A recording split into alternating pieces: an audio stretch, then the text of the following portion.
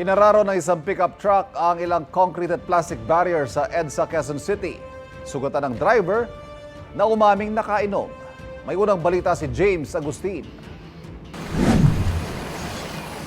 Wasak ang harapan ng isang pickup truck matapos bumangga sa mga barrier malapit sa kanto ng EDSA Bansalangin sa Quezon City, pasado 3:00 sa madaling araw.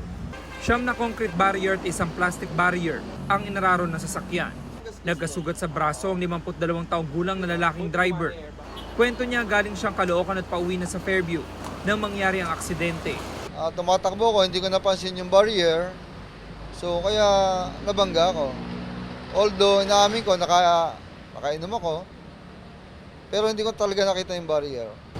With damage to property, tineturn over po natin yan sa may nakakasakop na traffic bureau. And then issuean po namin yan ng ticket ng reckless driving. At saka pananagutan niya po yung mga na-damage ng government property.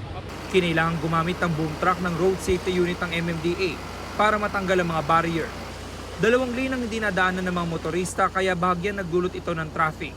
4:00 na madaling araw nang tuluyang matanggal ang naaksidente ng sasakyan. Payo ko sa mga driver, pag hindi po kayo pamilyar sa daraanan nyo, marahan lang po tayo at mag-ingat sa pagmamaneho natin. Lagi nating isipin na may nag-aantay na pamilya po para sa atin. Ito ang unang balita. James Agustin para sa GMA Integrated News.